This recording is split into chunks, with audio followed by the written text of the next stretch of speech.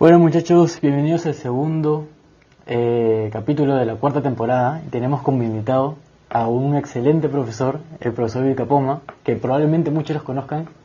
Bienvenido, profesor. ¿Qué tal? ¿Qué tal, Luis? Acá viniendo con todo gusto. ¿Qué tal, profesor? Bueno, el profesor, si no lo conocen, es profesor de física, ha dado curso en casi todas las físicas, o todas las físicas generales. También me parece que fue JP de laboratorio. Sí, he sido JP jefe de práctica de laboratorio y de algunos profesores también, como el profesor Rivera, por ejemplo, el profesor María Perón, Patricia Pereira. He sido jefe de práctica del profesor Montestruca, que ya no está con nosotros, el profesor Medina. También he sido jefe de práctica del profesor Juan Montes. O sea, sí he pasado las etapas, ¿no? de que pasan muchos profesores que se dedican, ¿no?, a lo que es la docencia universitaria, ¿no? Sí, y he aprendido mucho de ellos. Claro, comenzando como JP, ¿cuál fue? Claro, porque usted comenzó o estudió física, terminó como bachiller en San Marcos. Sí. Y ese gusto por la física pura, ¿cómo surgió? A lo mío es anecdótico, porque yo en verdad, yo no pensaba estudiar física. A veces cuando les escucho a ustedes y yo también he trabajado en la OIA, ¿no?, que ahora ya no es OIA, ya es Bienestar Universitario, venían unos chicos diciendo, no estoy seguro de estudiar tal especialidad. Y otra vez, ¿no?, tratando de yo enterarme de por qué sucede esa situación, y voy a mi historia pasada y digo, sí, pues yo terminando secundaria tampoco sabía qué hacer. Entonces, porque no tenía nada que hacer, me fui a servicio militar. Y estando en el servicio militar, me nació el bichito de ser militar, y postulé a ser militar, y no ingresé. Pero en ese trance de prepararme para lo que es la Escuela Militar de Chorrillos, yo no me preparé para competir con ellos, me preparé como para competir con los de la UNI. Entonces, yo me preparé en la Academia Prince para postular a la UNI, sin postular a la UNI, ¿no? Yo quería ir a la Escuela Militar de Chorrillos porque dije, no, o sea, yo acá la tengo que hacer. Y yo escuché por ahí de eso de los recomendados, ¿no? O sea, de las varas. Dije, bueno, debe ser pues para los que están más o menos por ahí, ¿no? Pero para que están entre los primeros puestos no creo que sea así. Entonces me preparé como para la UNI. Entonces, como podrás ver, el examen para la Escuela Militar de Chorrillos, la parte de conocimiento, o sea, yo lo miraba y salía solito, ¿no? Claro, entonces porque la preparación era muy alta, ¿no? Pero bueno, no ingresé a la Escuela Militar de Chorrillos, menos mal. Y ahí es donde nace en mí el bicho por la física, recién ahí, porque había un profesor, ¿no?, se llama el profesor Maxoto, de repente todavía está vivo. Él es el que me inspiró, ¿no?, cómo enseñaba la física, cómo pasaban las cosas. Así como el profesor Maxoto, había otro profesor, Félix Opayanchi también, el mismo profesor de química, Caguana, se apellida, recuerdo yo, o el profesor Noli de álgebra, ¿no? Entonces esos profesores hicieron que en mí nazca el interés por la ciencia, ¿no?, y en especial por la física. Y como lo vivían, me hacían vivir a mí también. Y entonces es por eso que ya empecé a dudar de la Escuela Militar de Chorrillos, pero de todas maneras postulé, no ingresé, ¿no? Y ahí es donde postulo a la San Marcos sin ni siquiera imaginarme de que iba a ingresar, ¿no? En verdad sí era así, o sea, era como probar. Y la sorpresa fue que ingresé. Y ese tiempo entre que, porque hubo un gran tiempo en el que se dio cuenta de estar de la Escuela Militar hasta que recién tuvo la decisión de ser físico, bueno, estudiar física, pasó un tiempo. Y digo, fue un tiempo donde hubieron varias circunstancias, como encontrar profesores que lo inspiraran. Y justo usted menciona que es bastante difícil de que alguien a esa edad tenga bien claro qué quiere estudiar, porque justamente en la vida también hay muchos casos de personas que no están seguras. Le he encontrado, bueno, no sé si una solución, pero alguna forma de darte cuenta a temprana edad, más o menos por dónde inclinarte a estudiar. Mira, a raíz de esas interrogantes que uno se va haciendo en el camino, es que yo también me he documentado, ¿no?, y he estudiado a los neurocientíficos, ¿no?, que hay en el mundo, a personas, a los filósofos también, filósofos, deportistas y todos ellos que han triunfado en la vida. Y uno dice, pero ¿Cómo es así que nace en ti todo esto, ¿no? ¿Y por qué en otros no nace eso? Y ahí mencionan efectivamente de que, sí, es verdad, el chico cuando tiene 14, 15, 16 años está en un problema de identidad. Y más le vas a recargar el hecho de que tiene que elegir ya. Es una tarea demasiado grande para muchos muchachos. Y más aún todavía cuando tienen problemas emocionales. Y esos problemas emocionales que no se les crea al chico, se les crea a los papás. La presión de papá, la intolerancia de papá o de mamá, o de los dos, la ansiedad de ellos, todos esos factores hace de que el estudiante o el joven de 14, 15, 16, 17 años no tenga la seguridad de lo que quiere hacer. Y más aún todavía que le presiona. Entonces, la recomendación es dejarlos libres, que elijan, y si eligieron mal, no importa. Y eso no es pérdida de tiempo. Por el contrario, toda cosa, toda actividad que hace en su vida, suma. Es como a veces yo menciono, ¿no? Zlatan. Zlatan ha sido un estudiante de defensa personal. Y dice, pero si va a ser futbolista, ¿qué hace ahí? Pero mire esos goles que hace. Extraordinario. Entonces, ¿las artes marciales le ha restado a Zlatan? No. Le ha sumado. Y así como él tiene habilidades particulares, otros profesionales van a destacar porque tienen habilidades muy particulares propios de él por la actividad que han hecho. Entonces, ¿quién debe identificar qué va a hacer un estudiante? ¿Qué es lo que va a hacer en su vida profesional? Es el entorno, no netamente la persona, ¿no? Luis, tú, ¿qué vas a hacer? No, yo, papá, ¿no? Mamá, o de repente los profesores, tenemos que identificar para qué eres bueno, qué es lo que te sale bien. Y en eso hay que potenciar. Pero lamentablemente a veces sucede lo contrario. ¿Cómo te va en matemáticas? Te va mal, entonces te vamos a reforzar. ¿Pero por qué te va mal en matemáticas? Posiblemente no te interese. Y eso está bien. ¿Por qué te tiene que interesar la matemática? ¿Por qué no te puede interesar de repente artes plásticas? ¿Por qué no te puede interesar de repente, no sé, pues, música? Lejos de potenciar en lo que a ti te gusta, música, te voy a potenciar en matemática, si no te gusta. Entonces, yo pregunto, ¿se va a poder aprender la matemática con gusto, con cariño, como debiera de ser? No. Y no es que seas malo en matemática, porque muchas veces ponen la etiqueta, ¿no? Es que yo soy malo en matemática. No está bien ponerse etiquetas. Es que ahora no te interesa. Pero posiblemente más adelante sí te vaya a interesar. Pero para eso habrá alguien de repente que sí te ilumine y diga, la matemática es bonita. Y entonces en ese momento estaré preparado para yo abstraer toda la parte matemática. Pero por el momento no me interesa. Y eso es válido. Entonces, en el estudiante, para poder decir, ¿sabes qué profesión vas a seguir? Debería el entorno identificar para qué es bueno, qué le sale bien, en forma, natural, qué es lo que le sale, ¿no? Habla mucho de repente, es muy sociable, de repente le gusta trabajar solo, de repente le gusta el fútbol o la música, le gusta la electrónica, le gusta hacer, ¿qué le gusta hacer? Entonces, bajo ese contexto, ¿qué te gusta hacer? Te tenemos que ir potenciando. ¿No? De repente, pues, te gusta armar legos, muy bien, hay que potenciar en esa parte, ¿no? Pero lamentablemente a veces hacemos lo contrario, ¿no? ¿Te gusta el Lego? Ya, pues ya, suficiente para jugar, ahora ponte a trabajar o a estudiar. No es así, no hay que romper la curiosidad que tiene el estudiante o el chico cuando está creciendo. Yo siempre digo, ¿no? O sea, de que en verdad todos hemos sido científicos, todos. Un niño cuando nace tiene la curiosidad. Un bebé, ¿qué hace cuando le pone cosas alrededor de ella? Encuentra el objeto y le mete la boca. ¿Y por qué mete la boca? Porque está explorando gusto. Y eso no entendemos. Y papá a veces reprocha, metiendo cosas que te van a hacer daño a la boca. Es verdad, hay que cuidar eso. Pero hay que entender que lo hace por curiosidad.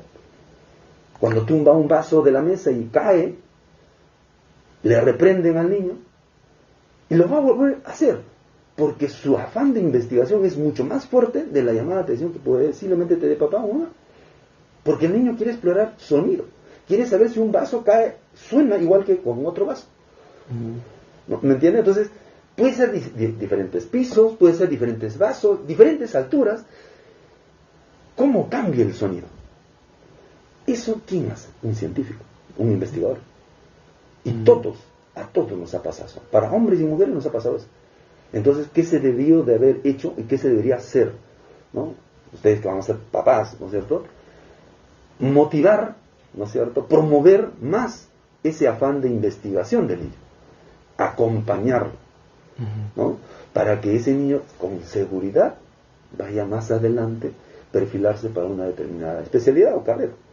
Pero es la seguridad emocional que le dan los papás lo que al final define de que el estudiante vaya a salir más rápido o más lento hacia una vida profesional, ¿no? Justo me suena eso mucho porque hay algo que yo me di cuenta también bueno, más cuando se en primaria, que cuando hay niños y tienen algún error dentro de su aprendizaje, si bien no es tan directo el estás mal, pero el mismo hecho de que te pongan, o sea, una cruz en rojo muy grande o te reprendan por eso, ya como que te inhibe de seguir investigando, ¿no? O no investigando, pero curioseando acerca del tema. Y eso me parece muy parecido a lo que usted menciona, porque es justo eso de ese interés de seguir, no importa si te equivocas, o sea, al final es seguir dándole vueltas al tema y ver hasta dónde puede llegar tu curiosidad, ¿no? Pero eso me parece muy importante. Sí, pues porque lo que menciona, por ejemplo, ¿no? Yo inclusive no soy partícipe de que acá en la universidad se debería de evaluar. No soy partícipe de que en el colegio se debería de evaluar. ¿Por qué digo esto?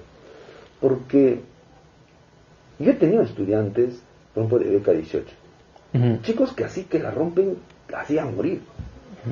Y otros chicos que no se esfuerzan. Simplemente lo miran ahí, miran qué ha resuelto y ya está. Y va al examen, va a la práctica, y saca mejor nota que este chico que ha estudiado casi de año. Y entonces uno dice, ¿pero por qué sucede eso? Si este está estudiando, debería sacar buena nota, y el otro, ¿no? Más bajo, ¿no? Y no sucede, es que no se trata solamente de estudiar, se trata que tú tengas seguridad en lo que tienes que hacer. Seguridad en los resultados que te están saliendo, ¿no? Sin exagerar, ¿no? 2 más 3. 2 más 3. Claro, 2 más 3, 5. Y el que estudia duro o el que no estudia sabe que 2 más 3 es igual a 5. Pero el que no estudia mucho, tiene una seguridad emocional, le pone 5 de frente. Pero el que estudia mucho y ha crecido en inseguridad dentro de una familia violenta posiblemente, tiene miedo a equivocarse. ¿Y si 2 más 3 no es 5? ¿Y si es 6? ¿Y si es 4? Se pone nervioso, no está seguro de eso. Mientras eso pase el tiempo y el otro chico ya está en el siguiente problema. Claro. Ese es el factor, o el otro factor en el cual hace de que el chico no pueda responder dentro de una evaluación. Y a veces la evaluación es muy, muy fuerte, ¿no? Es como llevar al joven ahí al frente y dispararle en un paredón, ¿no? ¿Y quién no va a estar con miedo y temblando ahí que te disparen, ¿no? En ese momento, ¿no? Incluso las evaluaciones no contemplan, justo lo comentamos con Luis, que fue nuestro primer episodio, que no contemplan todas las habilidades de una persona, ¿no? O sea, el netamente ser académico es poder tener la capacidad de aprender algo en una cierta cantidad de tiempo y responder unas ciertas preguntas con los métodos que se te han enseñado. Pero existen muchas habilidades, ya sea blandas, o sea, de poder transmitir tus ideas, trabajar en equipo, que si bien sí se desarrollan dentro de la universidad, pero no son tan contundentes como lo netamente académico. Y eso se refleja mucho porque hay muchos chicos que me he dado cuenta también dentro de mis compañeros que tienen muchas grandes habilidades, muchas grandes otras habilidades, y no se pueden reflejar tanto dentro de los cursos que se llevan, ¿no? Y eso parece un poco complejo y justo lo relaciono con lo que usted dice, porque a veces no te sientes completo de no demostrar todas tus habilidades, ¿no? Dentro de las mismas aulas. Sí, ¿por qué? Porque no tienes la herramienta, no te has entrenado para eso. Imagínate tú que eres pues muy académico, muy solitario, estás ahí. Y como hace un momento decía Luis, ¿no?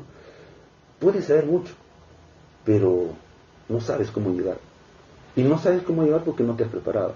Y no te has preparado porque de repente no te nace. Si no te nace, lo mejor que puedes hacer es dejar hacer eso y dedicarte a hacer lo que a ti te gusta. Por eso a muchos de ustedes les digo, ¿sabes qué? Estudien algo que les agrade, que les guste. No busquen mucho por dinero, porque la mayoría, y muchos papás inculcan a sus hijos a estudiar una carrera, entre comillas, con salida. Como si fuese una autopista, ¿no es cierto? Pero no, tiene que ser cabras de monte, irse por donde quieren ir. Ir porque te gusta, te nace, porque lo vas a vivir. Y cuando te gusta, créeme de que vas a ser el mejor. Y cuando eres el mejor te van a pagar. Pero si tú haces por el dinero, a veces hasta más adelante se presta para una corrupción. ¿Me entiendes? Entonces, eso es lo que sucede, ¿no? O sea, entonces tiene que gustarte. Como mencionabas, las habilidades blandas. Sí, ¿de qué me sirve tener a mí en una empresa al primer puesto de la universidad? Muy académico, altas notas, un crack excelente, pero es antipático, no es sociable, es intolerante. No me sirve. Mis trabajadores no van a querer trabajar con él. Claro. Por lo tanto, la producción va a decaer. Ese es el problema. Entonces, como mencionaba, ¿no? Y en la escuela de líderes me parece haber escuchado eso, ¿no?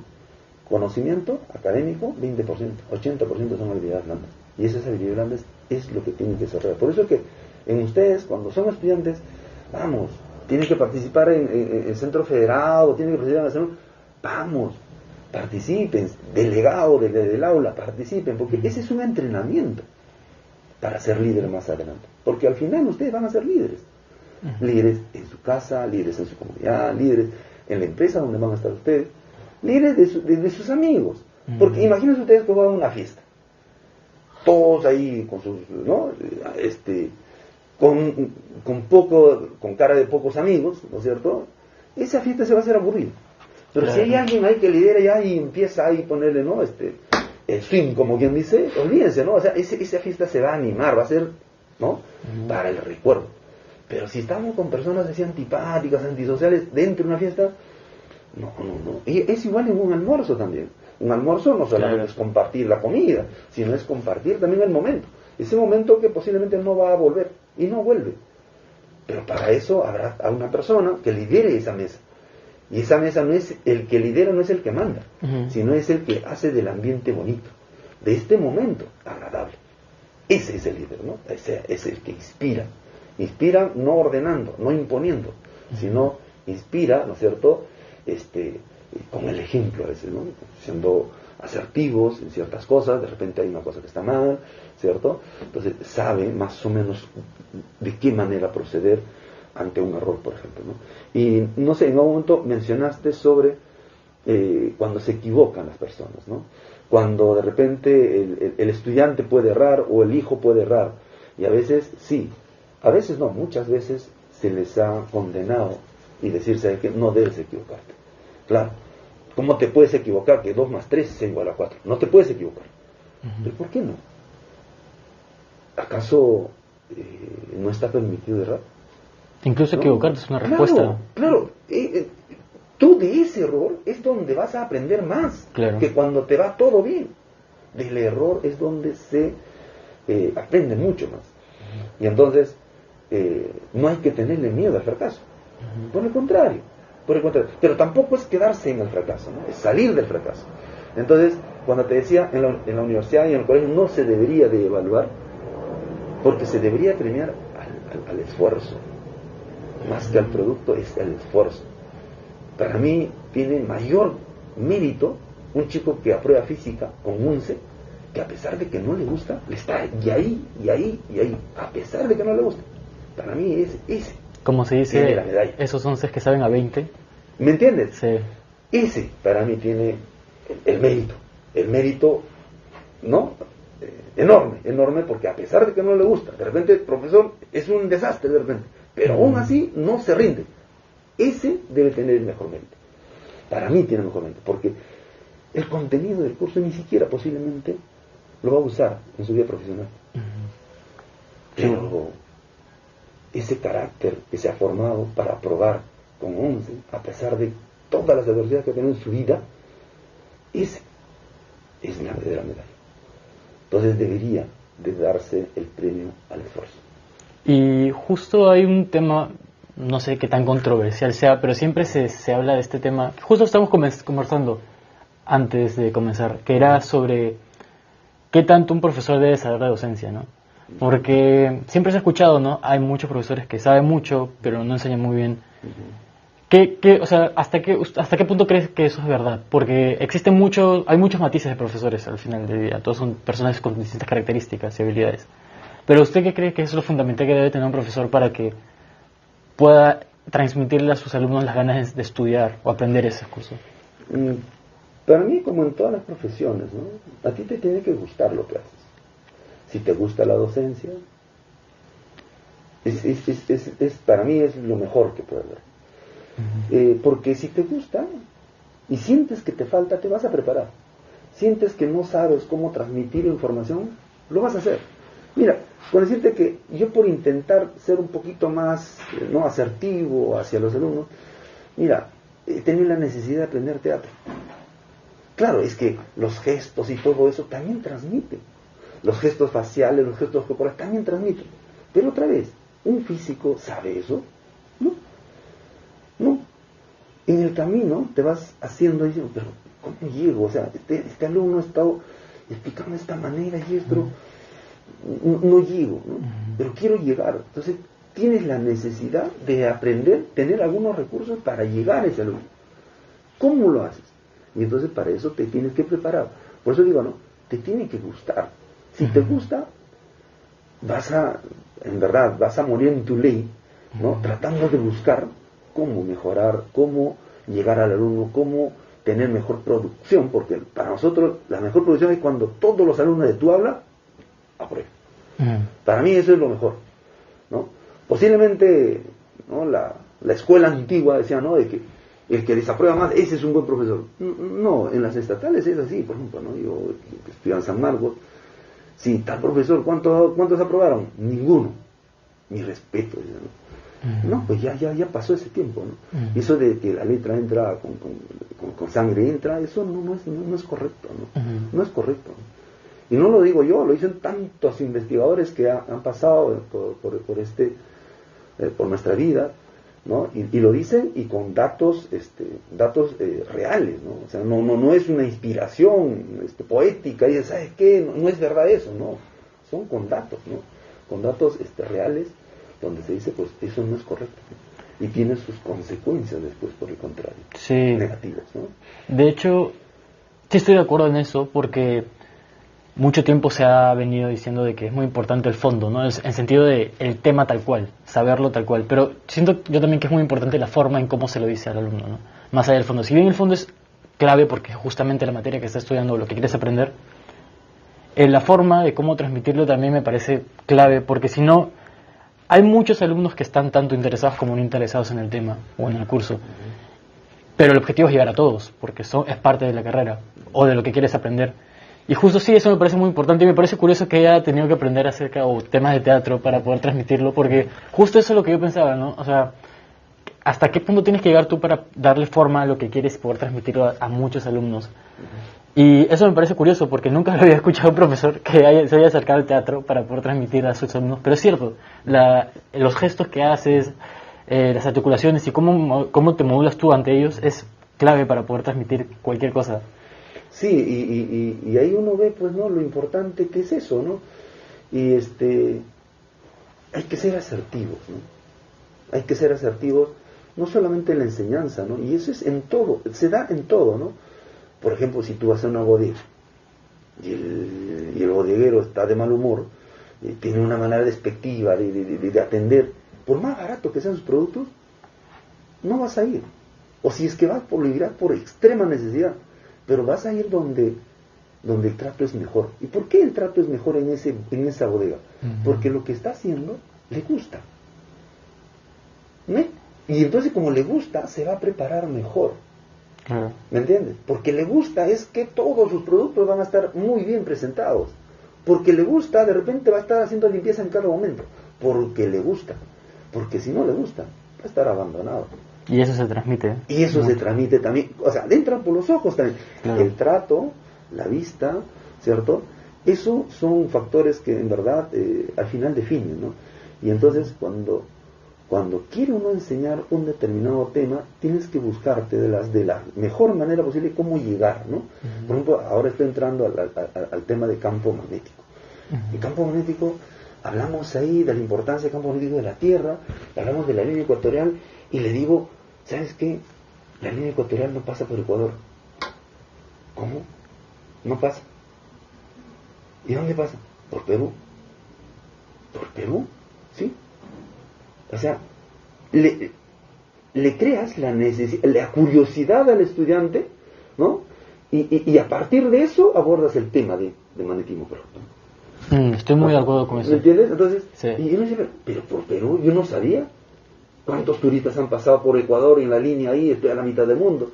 Pero resulta que la línea ecuatorial está en Perú y pasa por Huancayo. Y entonces eso, en cierto modo, al estudiante le intriga y a veces le dice, creo que me está mintiendo, ¿no? Claro. ¿No? Entonces ya hay que investigar y tiene que tener, o sea, no le tengo que creer al profesor, tengo que investigar un poquito más. ¿Cuál es el por qué me dice que el profesor que la línea ecuatorial pasa por Huancayo? ¿Por qué? ¿Cuál es la evidencia? Yo tengo que tener la evidencia. No tengo que disparar nada más. Yo tengo que mandar la evidencia porque justamente ahí se ha instalado el primer magnetómetro en Sudamérica. Y ahí está. Ya hasta ahora está. Entonces, esa situación que tú le creas conflicto cognitivo al estudiante hace de que tenga interés. Es que muchas veces se dan soluciones a problemas que ni te has planteado. Y es muy difícil poder estudiar desde un punto en donde no tienes partida. Entonces, la curiosidad primero parte para luego poder estudiar soluciones. Por eso, esa curiosidad, ¿no? Es el esfuerzo que nos queda por hacer a los profesores. Ese es nuestro trabajo, ¿no? Crear la curiosidad en ustedes, crear la intriga en ustedes, ¿no? ¿Para qué? Para que con esa intriga tengan ustedes el interés del tema que nosotros como profesores queremos darles a ustedes. ¿Me entienden? Pero ese sí es trabajo de nosotros, ¿no? Que habrá temas que se prestan unos más que otros, eso sí es verdad. Pero es nuestro trabajo, lo tenemos que hacer, ¿no? Y como profesor ha decidido, claro, porque ahora ha manejado los cursos de física. ¿Cómo has sentido ese cambio de virtualidad? Porque mucho en física era mucho tacto, mucho ver, mucho oír. Sí, mira, yo he intentado hacer N formas, pero otra vez, ¿no? Acá hay un problema, ¿no? El problema que en verdad a nosotros como sociedad nos va a hacer retroceder, o ya hemos retrocedido. ¿Y cuál es eso?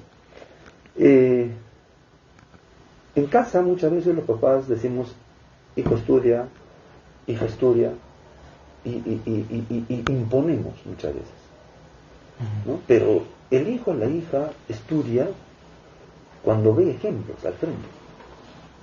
Y si papá o mamá no está estudiando, está en la suya, difícilmente ese hijo o hija va a estudiar. Entonces, la ciudad universitaria juega un papel muy importante, porque en la ciudad universitaria tienes chicos que sí estudian, y de repente a mí no me gusta estudiar, pero estoy con ellos, me contagio al estudio, y eso no hay.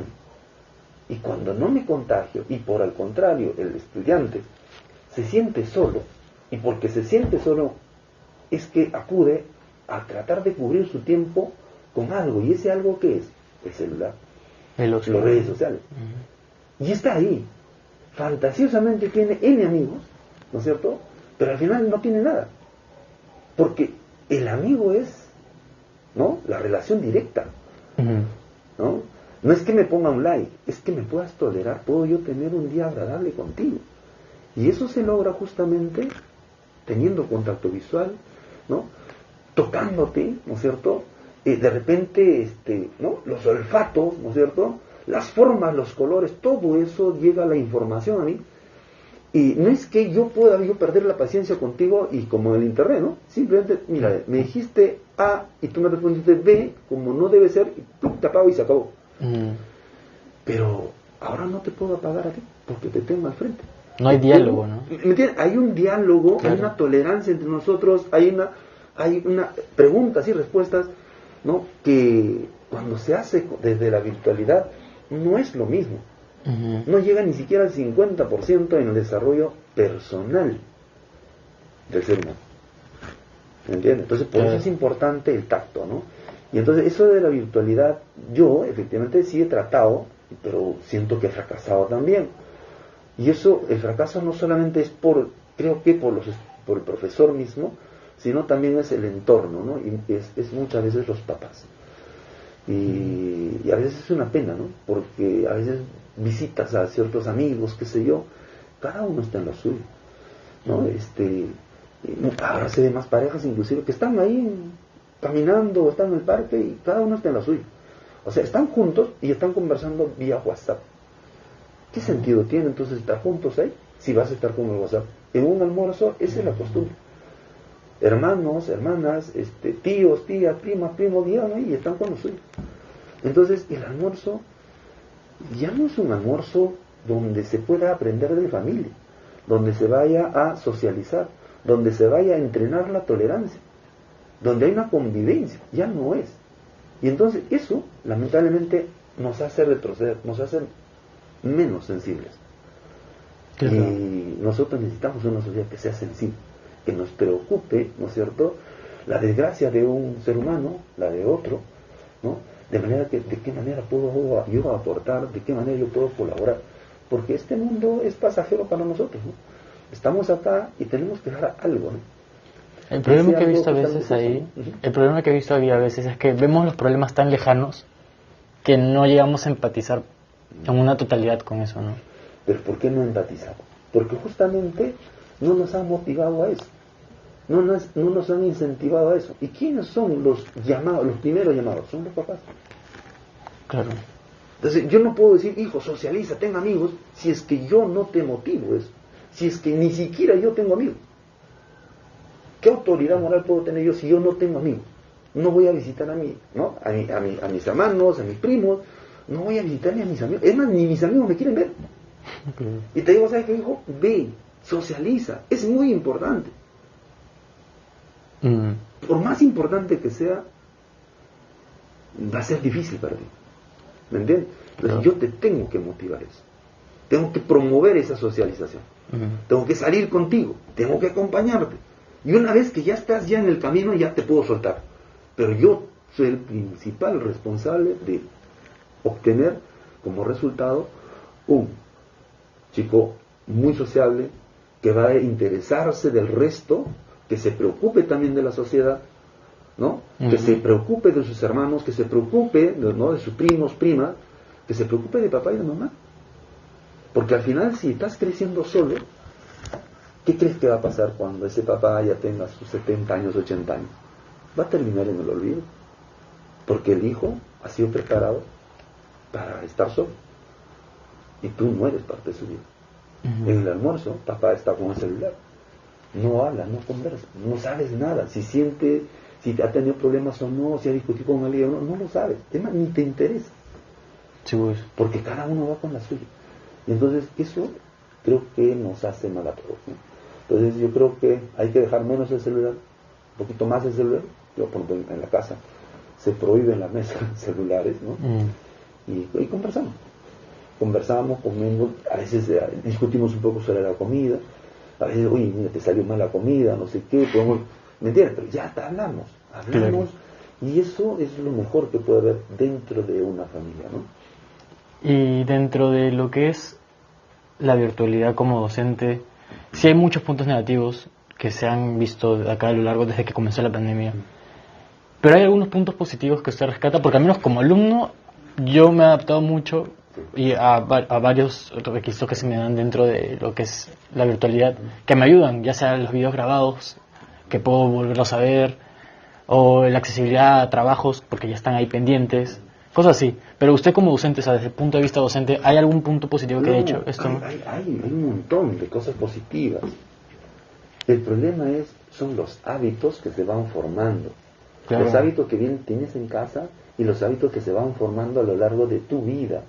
Por ejemplo, tú has estado en presencial. Tú tienes ya un hábito formado de cómo estudiar, dónde estudiar dentro de la universidad. Claro. ¿No? Tú sabes más o menos cómo vas a abordar un curso u otro curso, dependiendo de las exigencias. Tú sabes ya. Pero un chico que recién está saliendo del colegio, donde de frente está en la virtualidad, donde papá, mamá está ausente hacia él, ¿dónde va a aprender si no ha llegado a la universidad? Entonces yo recuerdo, por ejemplo, ¿no?, cuando ustedes entraron a la virtualidad, en la clase, yo tenía una clase de 60 alumnos, pero no tenía 60 alumnos, superaba los 180, 200 alumnos.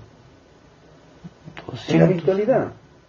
Dime si eso no es una cosa maravillosa, porque acá dentro de la universidad no podían entrar. Se peleaban por entrar y no había manera. Pero ahí sí lo tienes. Claro. Es más, no sé, por cuestiones así me dijeron, ¿sabes qué, profesor? El día sábado puede dar asesoría. ¿Y a qué hora tengo tiempo? A las 8, ¿puede? Ya pues 1 hora o 2 horas.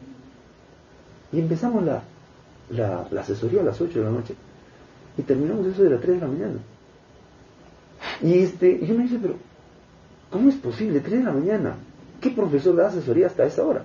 Claro. Pero otra vez, ni yo me había dado cuenta que era 3 de la mañana, porque tan bonito estuvo la asesoría, porque había un montón de alumnos ahí. Y a mí me emocionaba. O sea, yo estaba ahí viviendo intensamente la asesoría, más que tus compañeros mismos ahí. Yo lo vivía.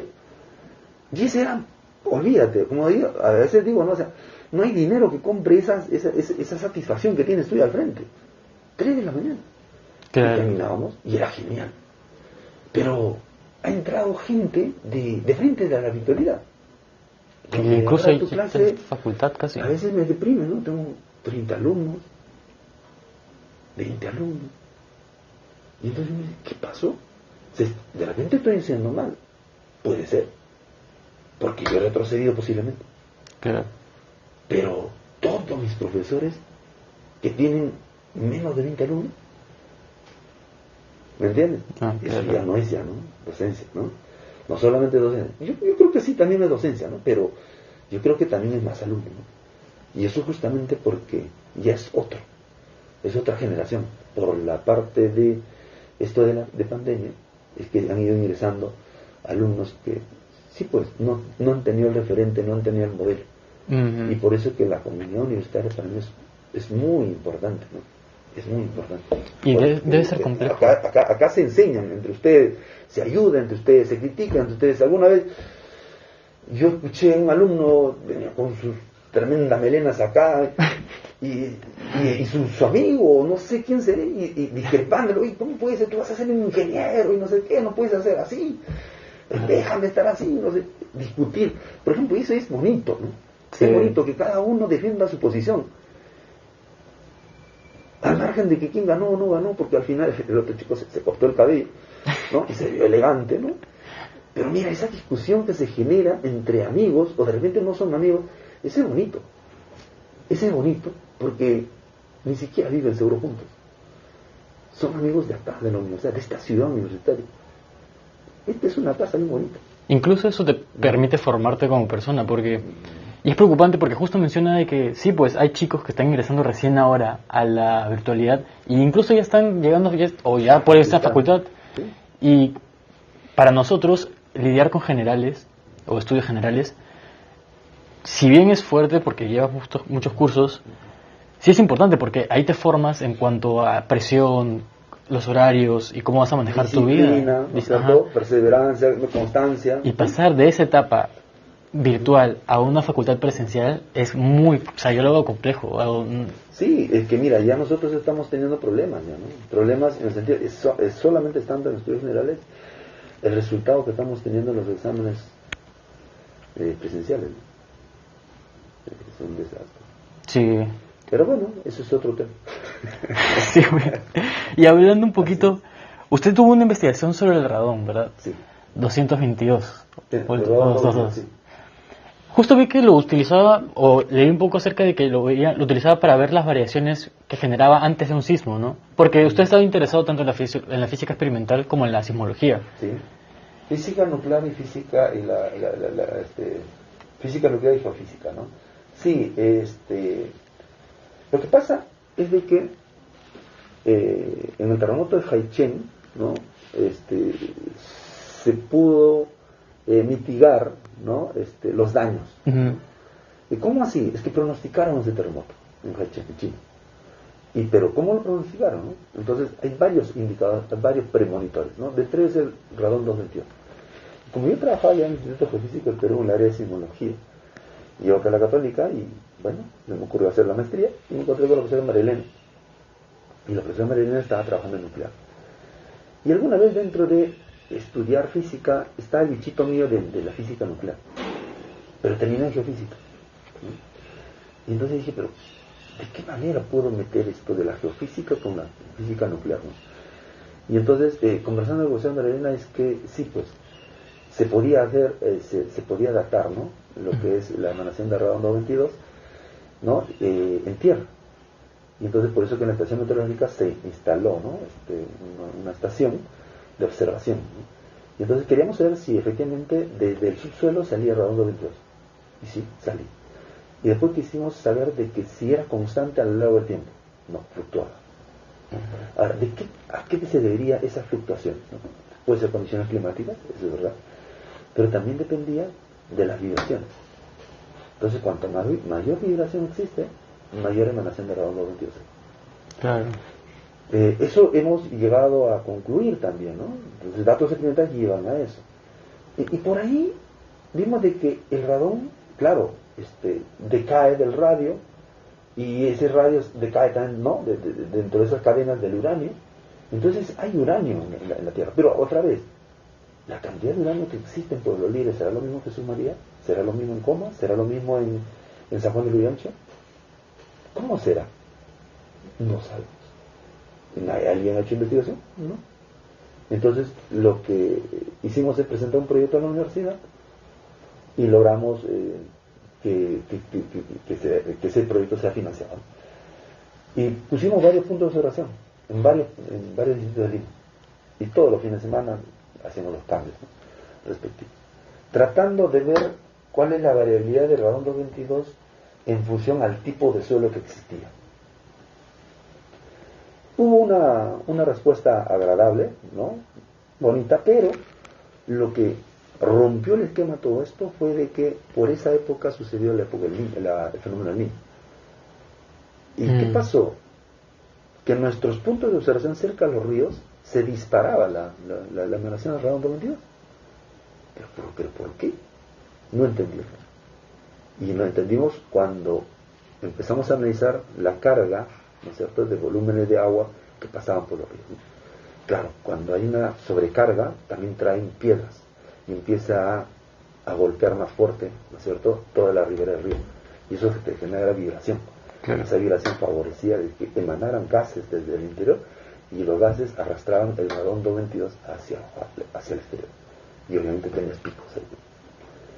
Y fue muy interesante, ¿no? Entonces de ahí empezamos a estudiar los microtrémoros, ¿no? Entonces ya vamos relacionando de esa manera, ¿no?, la emanación de radón 222 con el tipo de suelo, por ejemplo, con el grado de vibración también, y también para poder hacer pronósticos terremotos, ¿no? Entonces, la idea es hacer pronósticos terremotos, ¿no? Pero, otra vez, cuando hay vibraciones ligeras, con un sismo, por ejemplo, de 4, de 5, de 6, no se evidencia mucho, ¿no? Más se pierde con el ruido que se puede tener de fondo, ¿no? Entonces, ¿qué se espera, ¿no? Tener un sismo fuerte, ¿no?, de 7 o de 8. Entonces, teniendo ya un sismo de 7 o de 8, donde hay una liberación enorme de gases desde el interior y por ende radón 222, podemos pronosticar un terremoto. Entonces, en ese afán estamos nosotros, ¿no?, actualmente. ¿Y se puede determinar también para tipos de construcciones qué tipos de gases hay? Si es que se quiere construir un sótano. Sí, al menos a nosotros nos interesa la parte de radiación, de radón 222. ¿Por qué? El radón 222, uno, como es un gas noble, lo inhala con facilidad y se te quedan los pulmones. Claro. Y se te generan, ¿no es cierto?, se generan unas células cancerígenas. Entonces, en el mundo, la segunda causa de muerte de personas es cáncer a los pulmones, ¿no? Pero el segundo, aparte, el primero es el tabaco, el segundo es el radón 222. Porque el cigarro lo hueles, ¿no? Hay un olor ahí, lo percibes, lo ves, ¿no? Porque la madera todavía se ve. Pero el radón 222 no tiene olor, no tiene color, no se ve. es un enemigo silencioso, como decimos nosotros, ¿no? Entonces, eso, tú puedes estar en una casa y de repente te estás irradiando, ¿no? No lo sabes. De repente hay una alta dosis de radón ahí, ¿no? Entonces, no lo sabes, porque no lo hueles, no es como el gas que, ¿no? Entonces, y te alarmas, pero ahí no va a pasar. Entonces, por eso es que en otros países, ¿no? Hacen, así como cuando vamos a hacer una construcción, tiene que firmar en el plano, ¿no es cierto?, un arquitecto, un ingeniero civil, un ambientalista y todo eso, también hacen, ¿no?, de evaluación de radiación sobre ese lugar, ¿no? Cosa que en el Perú todavía no está implantado. Claro, se desconoce eso, ¿no? Claro. Por eso no están las reglas todavía puestas, ¿no? Pero más adelante supongo que sí lo vamos a poner. Pero para eso tenemos que hacer estudios, ¿no? Entonces la Católica está abanderando eso, ¿no? Claro, promoviendo un poco, ¿no? Sí. ¿Y tiene alguna investigación por ahora para hacer? Sí, ahorita estamos viendo la permeabilidad del suelo, porque para que emane el radón 222 depende de varios factores, ¿no? Concentración de radón, perdón, de radio en la Tierra. Ahora, la concentración de radio en la Tierra no creo que sea todo constante a lo largo de toda una calicata que se puede hacer, sino a distintas profundidades debería haber distintas concentraciones de radio. Estamos viendo un poco sobre lo que es qué está pasando en el espacio cuando se tienen varios puntos de observación de radón, ¿no? Si es que tiene efectos o no la humedad del ambiente, ¿no? El tipo de suelo que existe. Entonces, sí, estamos haciendo eso, ¿no? Actualmente, justamente en Ingeniería de Minas estamos teniendo unas muestras ahí que están secando para hacer el estudio de granos, ¿no? De la tierra, ¿no? ¿Entonces estás trabajando acá? Sí. ¿En conjunto con...? Con Minas estamos haciendo, ¿no? Y también con ingenierías estamos haciendo eso de estudio de relaves, ¿no? Los relaves mineros, pues quieren sus relaves darle otro uso. Entonces también estamos ya empezando a ayudar a análisis en cuanto a contenido de radiación, ¿no? Interesante, ¿eh? Sí, o sea, hay cosas bien bonitas que están saliendo, ¿no? Y a veces cuando le va saliendo entusiasmamos. Bueno, hay muchos implementos que se le pueden dar, ¿no? Sí. Y dentro de esos son los que están investigando. Sí. Justo estábamos viendo, creo que sí se le comentó que teníamos planeado hacer caminatas, ¿no? Sí. Recorridos, porque bueno, si no lo conocen, el profesor es muy fan de las caminatas. Justo estamos conversando de eso. Sí. ¿Alguna idea tentativa? Porque justo estamos planeando eso hace poco y nos cayó el pelo justo de que a usted le guste caminar, todo esto, porque salir un poco de la rutina también es importante, ¿no? Justo como mencionabas, cuando salías y conocías lugares caminando, llegar a caminar 10 horas, bueno, no sé si íbamos a caminar 10 horas, pero por lo menos caminar unas cuantas horas para poder recorrer e incluso tener algún fondo educativo, ¿no? Es más, podemos documentarlo también y poder mostrarlo dentro de la página. ¿Tiene alguna idea tentativa donde podríamos implementar dentro de sí? Tendría que estudiar un poquito más los objetivos de ustedes, ¿de acuerdo? Y decir dónde podemos entrar ahí, ¿no? Pero en realidad la actividad física es de por sí es enorme. Algunos dicen, no, actividad física básicamente a veces se ven las chicas, ¿no? Dicen, actividad física tengo que ir al gimnasio, tengo que hacer tal cosa porque tengo que verme bien, ¿no? El aspecto físico importa, sí importa, pero a nosotros como estudiantes, ¿qué nos importa más? Aprender, retener información. Y los neurocientíficos mencionan eso, de que uno tiene mayor predisposición a aprender, a retener información, a formar los enlaces, ¿no?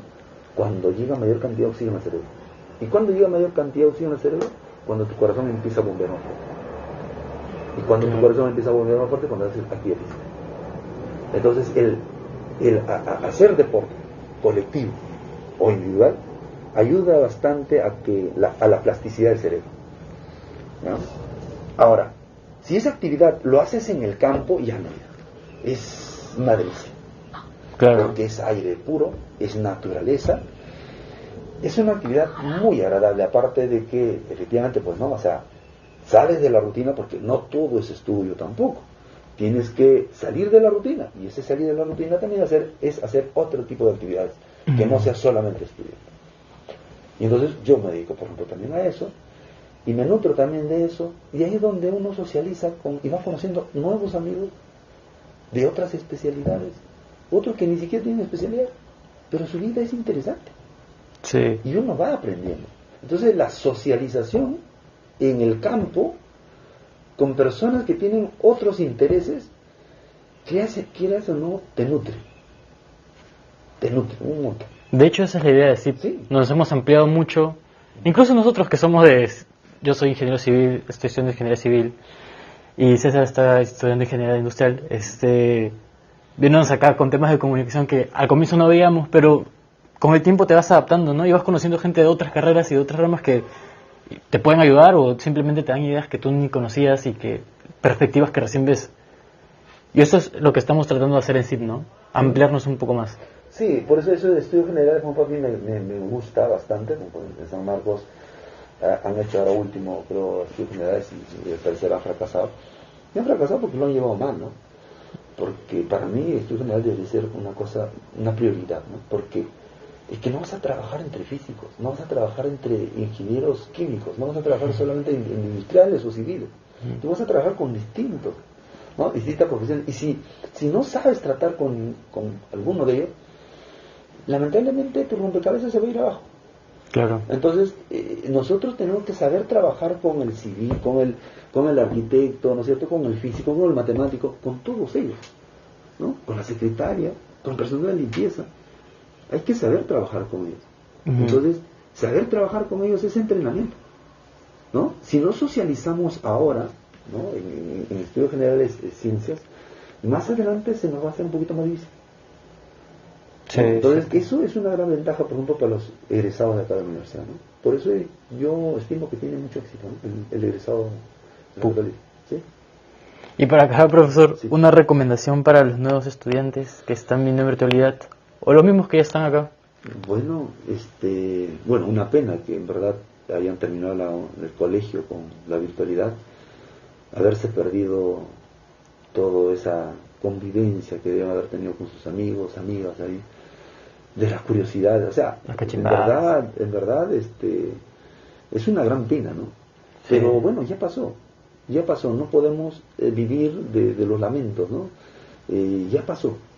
Y ahora a los nuevos simplemente decirles, insértense lo más que puedan a la universidad, empiecen a socializar así de persona a persona, ¿no? Empiecen a tolerarse, que en la socialización entre los amigos es donde uno aprende un montón, a veces hasta mejor que en el aula.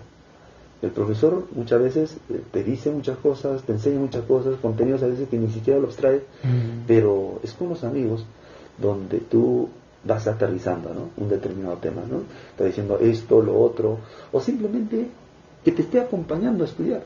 Claro. Y eso ya te contagia, ¿no? De repente no te sale ningún ejercicio, no importa. Y por último, decir de que nunca se compara. Nunca se compara. Y muchas veces ese es el gran problema de ustedes, ¿no?, que se comparan siempre, ¿no? Yo estudio con Luis, sí, y a Luis le salió 3 problemas, sí, a mí no me salió ninguno. Y sufren, ¿no? Ya que le salió 3 y a mí nada, yo soy un tal por cual, y se pone negativo, ¿no? Y se sienten mal, y re mal. ¿Eso qué es? Compararse. Y se comparan no porque ellos quieren compararse, ¿no?, sino porque así también lo criaron. Siempre están, ¿no? Oye, si fueses como tu hermano, si fueses como tu primo, mira tu primo cómo es, mira tu tío cómo es. Constantemente en la sociedad comparamos a las personas. Y en la casa más. Y entonces esa comparación hace que dentro de nuestro yo interno, ¿no es cierto?, esté metido ahí, y de manera que cuando tenemos problemas también nos comparamos, ¿no? Entonces, pero otra vez, ya está. Hay que darle vuelta a la página y ahora adentrarnos a lo que es la socialización verdadera, el estudiar de verdad, ¿no? No hacer trampas, ¿no? La presencialidad. Porque ese hacer trampas, decir, oye, ya le estoy mintiendo a mi papá, a mi mamá, al profesor, al final te estás mintiendo a ti mismo, ¿no? Porque al final esto se va a ver, ¿no? En la presencial se va a ver. Entonces hay que estudiar de ya fuerte, no va a ser fácil, para nadie fácil, y cuanto más difícil es el camino, más se disfruta. Tú que has hecho camping, ¿no? Yo también he hecho caminatas, y yo también he tenido momentos muy difíciles en el camino, ¿no? Pero qué bonito, ¿no? Porque eso lo puedes contar y lo puedes vivir desde acá, y es una satisfacción bien bonita, ¿no? Agradable haber superado eso, ¿no? Como te decía en Picolorito, estar ahí arriba es un vértigo terrible, ¿no? Estar arriba en la montaña a 5200 ahí no es fácil, al menos para mí no lo es, ¿no? No, pero mira, lo puedo contar, he estado yo ahí, a mí nadie me lo cuenta, o sea, no lo he leído, ¿no? Esa experiencia no tiene precio tampoco, ¿no? Hasta se enorgullece. Claro, haber estado ahí, ¿no? Y a veces veo videos de, yo estuve ahí, sonríes, ¿no? Claro. Yo estuve ahí, o sea, a mí no me lo cuentan, yo estuve ahí, yo sentí la brisa, ¿no? Yo sentí la adrenalina en ese momento, ¿no? He tenido miedo, es verdad, he tenido miedo ahí, estar ahí, tenía miedo, ahorita se desmorona, ¿no? Y he sentido eso. Pero ahora que estoy acá en tierra, abajo en Lima, sí, pues, inflas el pechito, ¿no? Y dices, yo estuve ahí. Es el idea. Muchas gracias, profesor. Esperamos vernos en una próxima oportunidad. Listo. Y bueno, estamos acá, como siempre digo, ¿no? Para estar con los estudiantes, hacer que pase un bonito momento dentro de la universidad, que es muy corta a veces, ¿no? Son 5 años a veces, y ya van a estar después en su centro de trabajo. Pero cada etapa tiene su vida y hay que vivirla, ¿no? Su tiempo, perdón, hay que vivirla. Vívela intensamente, porque esto no lo va a retornar, ¿no? Como nuestra conversación no va a retornar. Así que lo vivimos intensamente. Listo. Muchas gracias. Nos vemos.